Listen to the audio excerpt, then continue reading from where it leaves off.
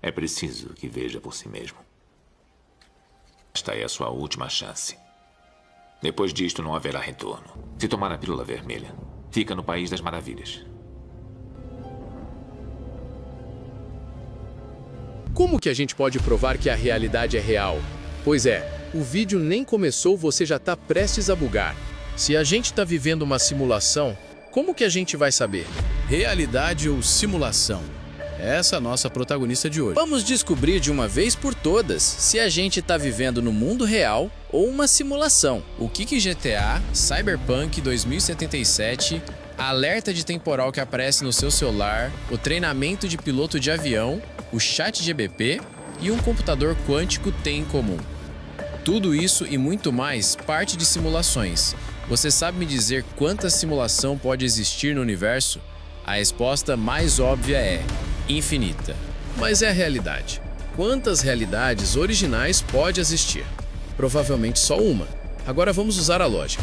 Se existe milhões de simulação e só uma realidade original, então a gente tem muito mais chance de estar dentro de uma simulação do que da realidade base. Você já tinha pensado nisso? Vamos analisar todas as possibilidades e teorias mais insanas sobre a gente viver numa simulação. Se você está curtindo o vídeo até aqui, curte, inscreva-se e compartilhe com os seus amigos. Parece até aquela conversa daquelas pessoas que usam capacete de alumínio na cabeça. Mas não é. Muita gente pensou na possibilidade da gente viver em uma simulação. EmuVR é um jogo que simula perfeitamente um quarto dos anos 2000. Você pode jogar Nintendo, PS1, PS2 e vários outros jogos. E o mais impressionante é que é muito real. Agora, imagina como vai ser daqui uns anos. E a gente continua no mesmo lugar, sem provar que real é real mesmo. Você já ouviu falar na hipótese da simulação? A ideia de que tudo que a gente conhece, as pessoas, o universo, até você assistindo esse vídeo agora, tudo pode ser uma simulação de computador. Como que se a gente estivesse vivendo em um jogo gigantesco, bem estilo The Sims. Só que absurdamente realista. Sério, parece coisa de ficção científica bem estilo Matrix. Mas tem gente séria falando isso, incluindo um cara chamado Wissam Vark. Ele é um cientista do MIT e está escrevendo um livro chamado The Simulation Hypothesis. O cara basicamente diz que a nossa realidade pode ser um game ultra realista criado por uma civilização muito mais avançada que a nossa. Parece muita loucura para você, não parece? Mas vamos ver o argumento dele. Olha o tanto que os videogames evoluíram em poucas décadas. Antigamente era tudo pixelado e tosco, tipo o Space Invader.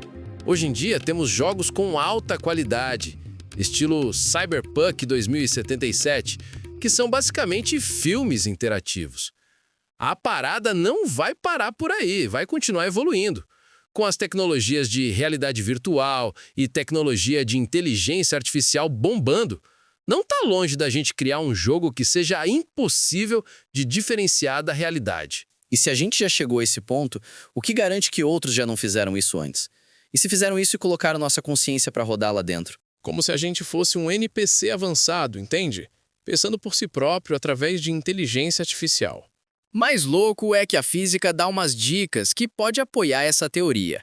Você sabia que as partículas ficam em um estado indefinido até alguém observar? Na mecânica quântica, tipo elétricos e fótons, elas não têm uma posição fixa como a gente está acostumado a pensar.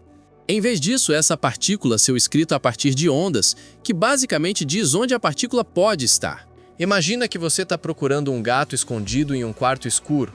A função da onda é como um mapa de probabilidade que vai dizer, por exemplo, que tem 30% de chance do gato estar perto da porta, 20% do gato estar perto da janela, 50% de chance do gato estar no meio de um quarto.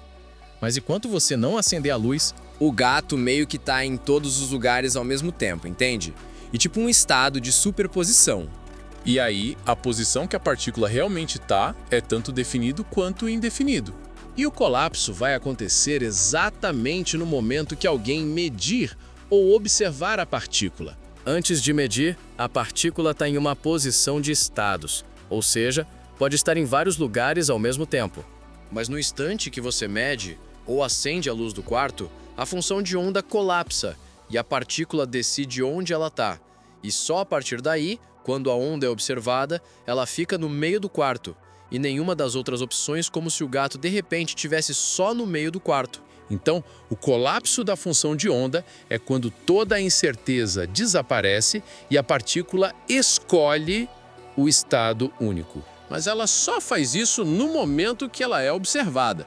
Enquanto ninguém olha ou mede, ela volta para o estado indefinido. Isso significa que enquanto ninguém está olhando, a partícula não está realmente em um lugar específico. Ela está em todos os lugares possíveis ao mesmo tempo. Só quando você olha, ela se fixa em um lugar só. Isso faz alguns físicos pirarem.